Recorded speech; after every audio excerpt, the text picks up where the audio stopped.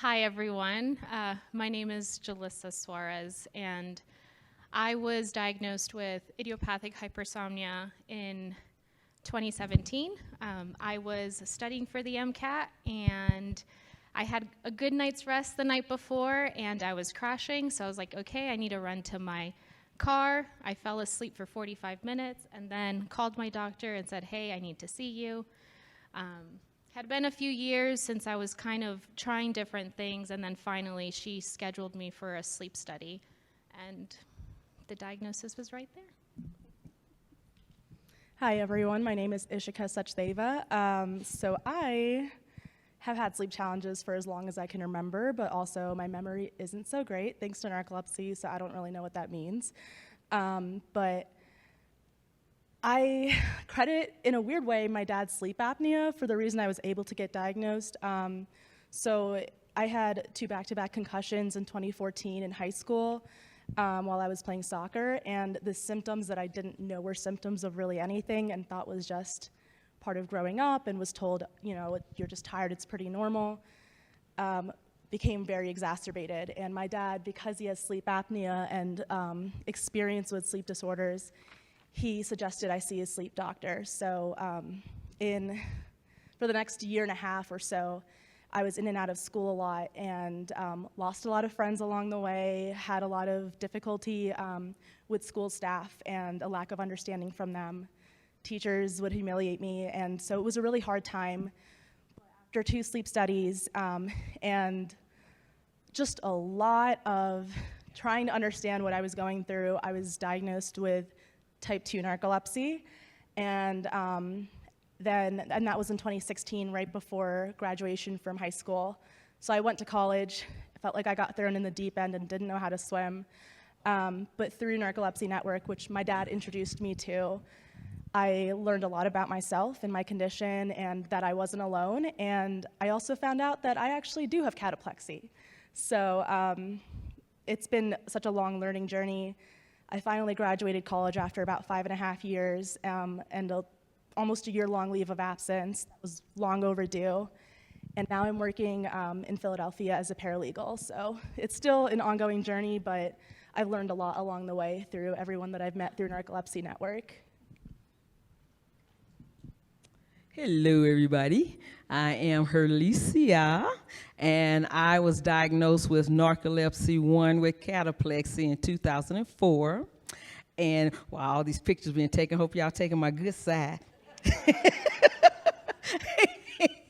Anyway, but I have a family, kind of like a family history of narcolepsy, and until I met the Narcolepsy Network, all the people I knew with narcolepsy were my family, and so I didn't think anything was really weird about us until I found out we were like in a rare percentage people, and I always tell people we're the chosen one because there's very few of us, and I figure we're God's favorite people. So anyway, but I didn't realize what cataplexy was, and I always saw the little shows with the little dog that just plops down, so I figured that was cataplexy, but I have cataplexy that's a little different, and then sometime I will plop down if I don't get into bed soon enough.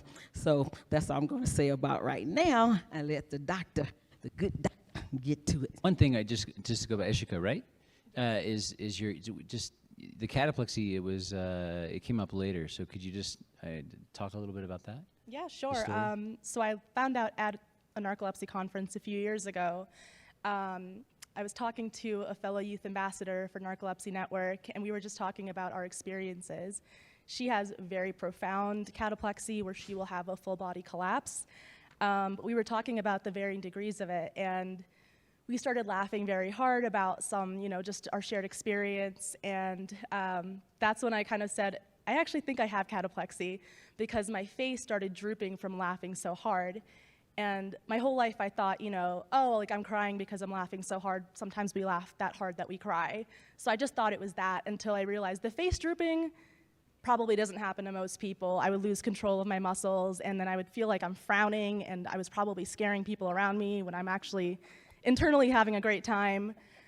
So when I said that, she had a full-on cataplexy attack from laughing so hard. She collapsed to the ground and is continuing to laugh, and I'm panicking because I'm like, what do I do? should I help her? Should I just let her enjoy the moment? Is she enjoying the moment? But that was a huge revelation for me because my extent was it's very minimal compared to most people. And I also realized that when my brother would chase me up the stairs as a little girl, as big siblings do for whatever reason, I would be laughing, but also kind of screaming because I would be terrified, and my knees would buckle, and I thought it was just, I don't know, fate, that I'm not supposed to make it up the stairs before he catches me. And I realized in that moment, too, was that that's actually part of my symptoms as well as the cataplexy with the knees buckling. And so how long do they typically last, the episodes? And then what's the frequency? And I has guess it it's changed? as long as I'm laughing. Once it starts, it continues, and I kind of look at them and I'm like, please stop, because it's scary for me. I'm like, my face is drooping. I don't know what's going on. I'd say as long as I continue laughing and I can't breathe, when you get to that point. The knees buckling, I don't really know. My brother hasn't chased me up the stairs in a while, so. Yeah. I guess, have you had the HLA test? I have not actually had the test, but I will say that when I have those crazy laughing attacks where I'm like scowling and people may not think I'm actually laughing at their jokes, but internally I'm basically crying, I come out of it in a way feeling good because I'm like, well, obviously it results from the case of an extreme emotion, and that means that I laughed so hard that I was having a good time. And that's a reminder to me that I experienced a true moment of joy and laughter. So it's kind of validating in a weird way, also terrifying, but validating. Yeah. To share more of your story as far as your symptoms, like what are the symptoms that are getting you down now? What have you done to help your condition and things like that? Share. So I realized I didn't provide a lot of background, and then Ashika talked a little bit. So let me kind of like take a step back. You just dropped the mic. Yeah. That's I'll take a slight some steps back and then go ahead and start talking about the symptoms. So I had been diagnosed with IH, and it was shortly before starting medical school. And so most of my medical school journey was learning how to manage my condition. And like her, it was absolute mayhem. The first semester, I failed it. I had to start over again. I had to fight for accommodations. I had to fight for medication. Unfortunately, with IH then, it's a terrible diagnosis. Like, I would have preferred narcolepsy type 2 because there are a lot of medications that are not being provided for people with IH. And so it's a constant battle where you're never the winner. So I went through that journey. Finally, during the end of my third year in medical school, I realized that I was never going to have a work-life balance. And so this May, I actually ended up withdrawing, and I'm currently working as a research program coordinator at an academic institution. But most of my management journey was during medical school. Most of my symptoms were during medical school, and prior as well. And I will say IH and academia do not get along. Like, my symptoms hit a nosedive, and one of the symptoms that's very unique to IH is something called sleep inertia. It's also called like sleep drunkenness. So it's this great difficulty of being able to wake up in the morning. It almost feels impossible. And for a long time, that was probably one of the most difficult things that I did every single day, was wake up in the morning. It didn't matter how many alarms were set, turning lights on, having people wake you up.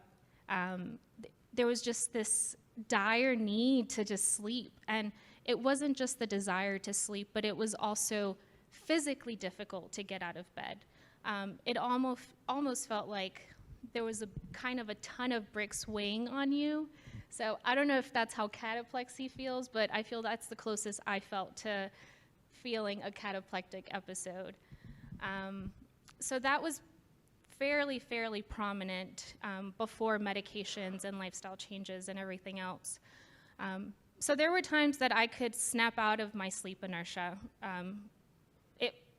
I couldn't do that. It just somehow miraculously would go away. But other times, the sleep inertia would not go away. I would feel sleepy, and at that point, I was like, okay, like, I need to go to bed and nap. So there were times when, thankfully, during school, we had the option to attend the class virtually, so a lot of the classes were recorded. And so there were times that I would physically go to class and I'm like, okay, forget it. I need to go take a nap. And so I would go to my room and take a nap. But in addition to sleep inertia, something else that's fairly prominent is called like brain fog. So once you're awake, there's still kind of like a hazy brain going on. And it's like your body's in motion, but your brain and mind are still kind of trying to catch up to its surroundings. And so when you're needing to perform and do things and people are talking to you, it's definitely very disruptive in one's life and very disruptive during medical school as well. And thank you for that additional detail. Brain fog. So this is, studies that have been done to date really don't target brain fog. We have no idea how to treat it. We're clueless. And I saw a lot of heads bobbing. So do you have brain fog? And if so, can you put words to it as eloquently as Jalissa did? I cannot. But I like the way you described it as, your body's awake and you're able to move. Your mind hasn't really caught up yet. Yeah, That really resonated with me. And sometimes I have days where I can speak very eloquently and say these big words, and other days I can't think of simple words like nice. And I'm like, why can't I think of this word? And it just, you feel so helpless sometimes, when it comes to that brain fog. You're like, this isn't who I am. And I try to take a step back and give myself the grace of, it's just a rough day for me. It happens to everyone. This is the way it manifests for me. It can manifest differently for somebody else, but it's my bad day, and that's okay to have that. And then what about sleep inertia? Do you experience that? And if so, not as much anymore. Not as much anymore. It's funny because when we were talking about IH in one of the sessions earlier and some of the, the main symptoms, I identified a lot more with those from, looking back at the time before I was treated for narcolepsy. Not being able to get up and just, there are some mean things I said to my mom when she tried to wake me up for school that I don't remember. Sorry, Mom, I really do feel bad about that. And I would miss so much school because of it. I'd even have dreams and they were vivid and so realistic. I'd have dreams that I'd gotten up, brushed my teeth, gotten ready for school, and it was on the bus to school. And my mom would finally get me up out of bed and be like, you're gonna miss the bus, you're gonna miss the bus. And I'd be like, I was just on the bus. Like, what do you mean? And I'd feel so helpless because in my mind, I did everything right. I got up, I got ready. I was on the bus, but I'm not, So it's definitely like this internal battle with yourself. Yeah. And Alicia, as far as brain fog? Oh, definitely some brain fog. It doesn't, you pull it off well. So when the brain fog comes, so over the years, I start thinking, well, maybe I'm sleepwalking because I know I'm moving around, I'm doing everything. And then how I know that I'm sleepwalking is when somebody asks me a question.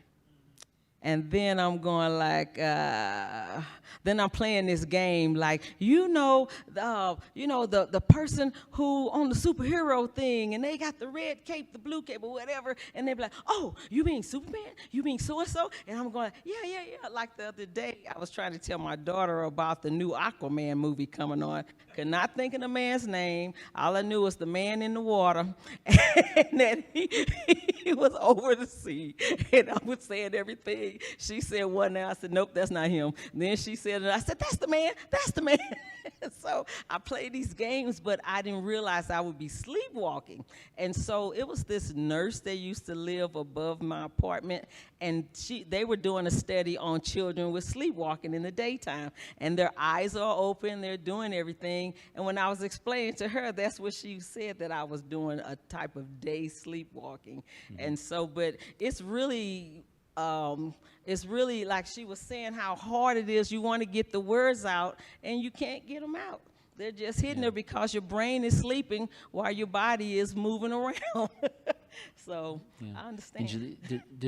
Now you said your brain fog is better now? Yeah. And Jalissa, you said it's better now? So you had asked if I still deal with sleep inertia a lot. And the brain fog, but and brain both. Fog, yeah.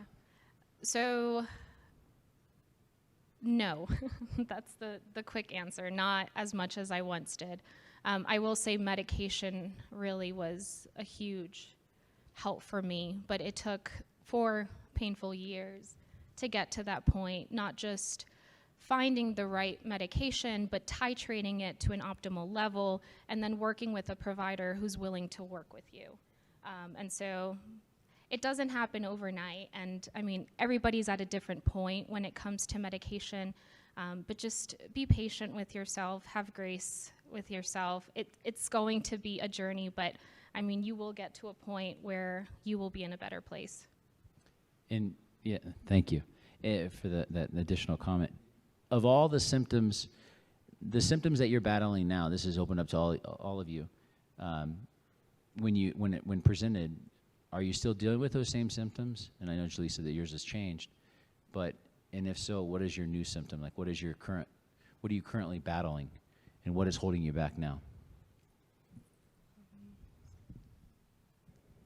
Well, I still battle with of course, the sleepiness. I still get the sleep inertia every now and then. Mine started at 14, and so so I might get a little spiritual on you guys. But what helps me to get out of mine faster, I learned how to pray in my sleep. Thank the Lord. But I know if I just say Jesus and keep repeating it from inside my brain and keep saying it until I say it out loud, then I wake up. So I don't know why it works like that for me, but it does. But it doesn't happen as often as it used to. And it's a scary feeling, because it feels like a person who, like for instance, what you see on the movies, a person who got a shot and like the evil person gave them a shot and they're paralyzed, but they're awake, but the people can't see them awake. But you're trying to get up, but you can't get up. And so then I just started saying Jesus. And so then after a while, I blurted out, Jesus, and then get up. So I don't know if it might help somebody, but it helps me.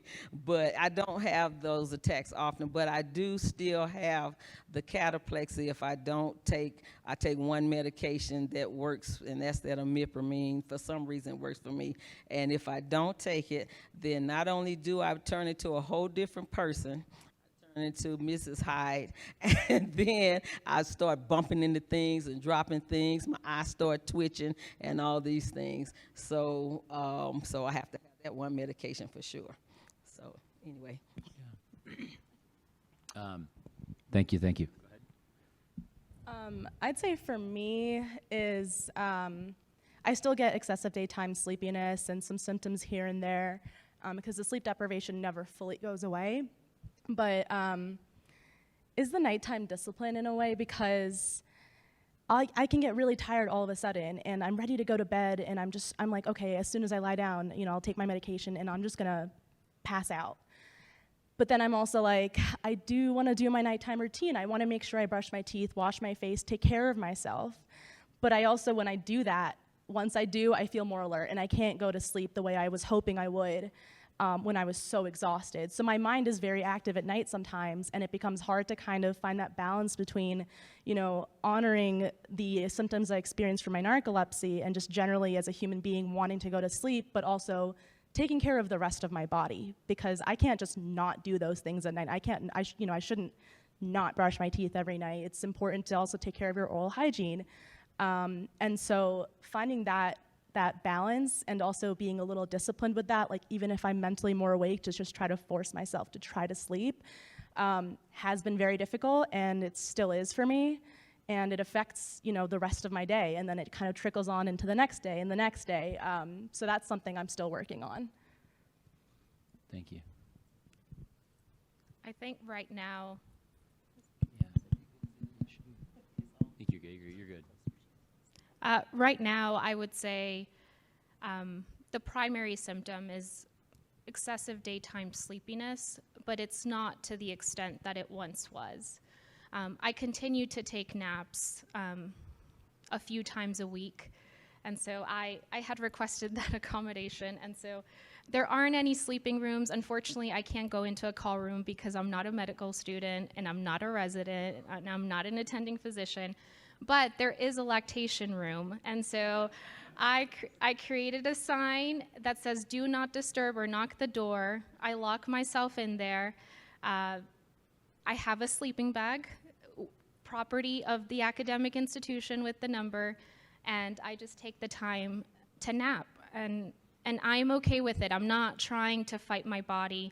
I think at first, too, with all of the symptoms, because you're constantly fighting it and you're constantly wanting to stop it, it becomes even more physically and emotionally draining. And so when you reach a point of acceptance, like, I have this condition, it's not going anywhere, it doesn't define me, but it is a part of me. How can I modify my life in a way that goes along with what I am capable of doing? And so, again, excessive daytime sleepiness is probably my primary symptom, but not to the extent that it once was. I will say, since leaving medical school, that symptom in particular has also lessened, because I don't have the physical demand that I once did of having to wake up at 5 in the morning, leave the hospital at 5:30 or 6, study, go back to bed. And so I think changing career choices was also very helpful. And yeah, so that came up actually, I think at the round table, about setting yourself up for success in your life, not striving to be, you know, the superstar, or the go to medical school, or be a CEO of a company.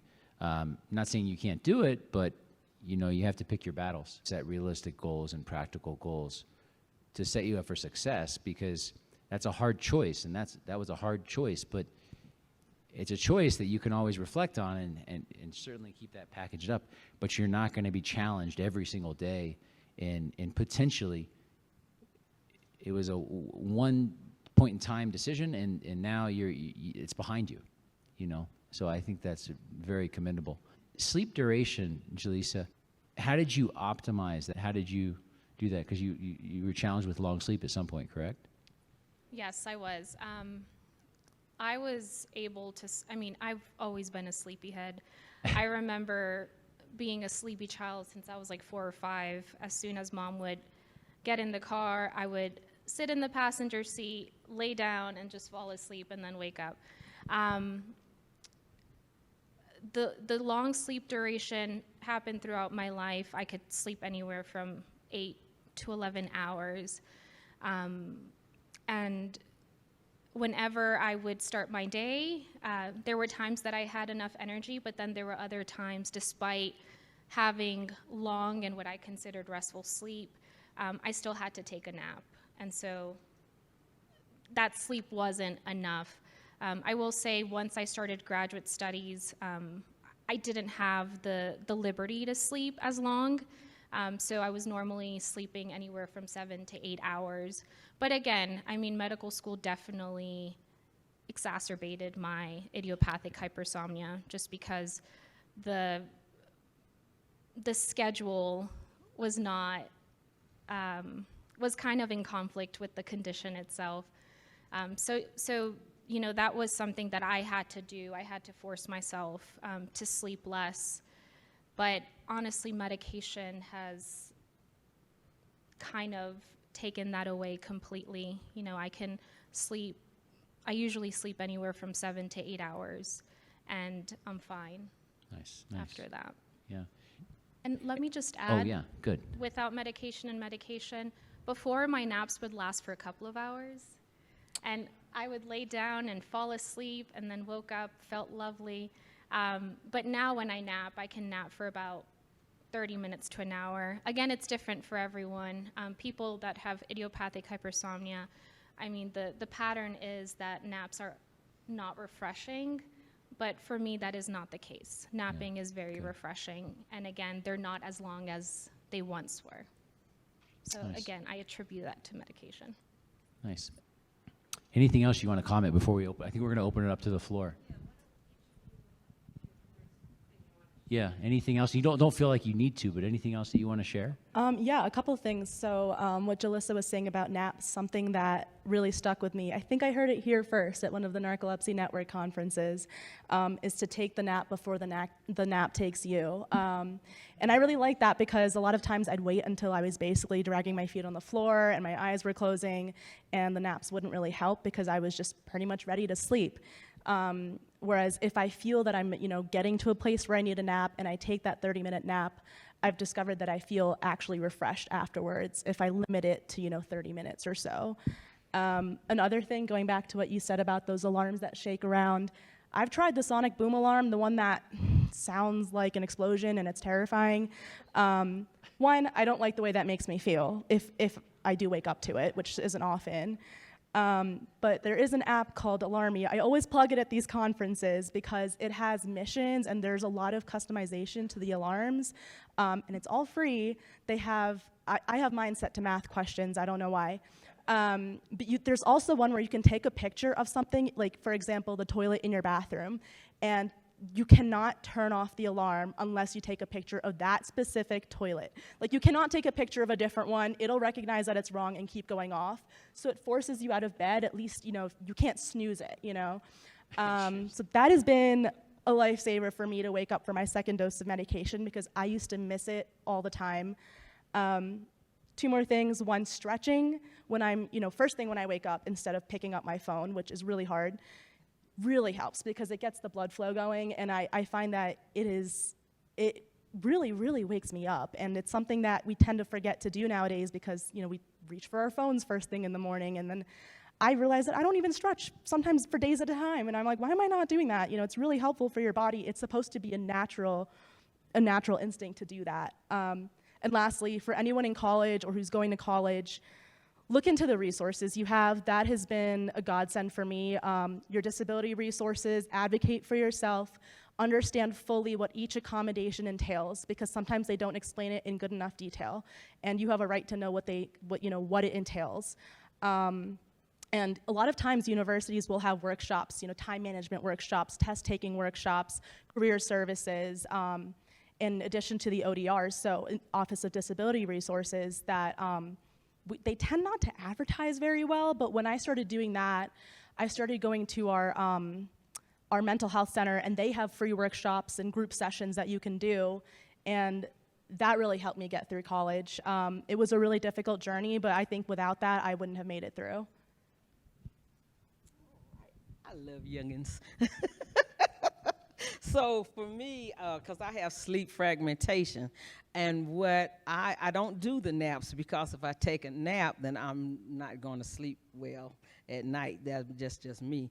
But however, what I call myself tricking my brain so that I can have more sleep at night, and then this way I can miss the nap. So when I get up and I finally get dressed, I set the alarm on the stove for an hour, and then I go and do a task that I know take a while, and like mostly at the computer because everybody thinks since I'm retired I don't have anything to do. So anyway, I may be typing up something, and when the alarm goes off, then I get up and I do something completely different for 15 minutes, and it kind of rechannels my brain so I don't be sleepy. And then once I'm done with that, then I will set the alarm again, or the timer rather, then I go do something else. So then by the time 10 o'clock comes, because I usually get up at 8:30. I don't get up no 5:30. Nope, don't even try. So I usually go to bed by 12:30 so I can get my 8:30, okay?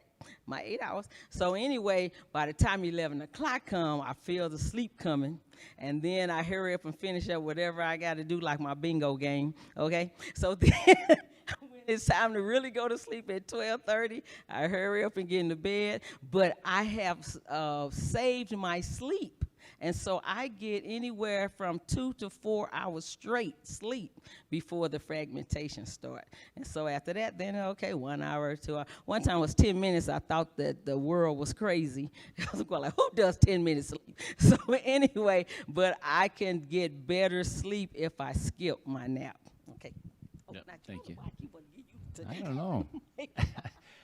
So with excessive daytime sleepiness, I would say some of the things that have helped me when it's been at its worst and when it's been at its best, is making sure to stretch and move around. Just staying in one position can really worsen the excessive daytime sleepiness.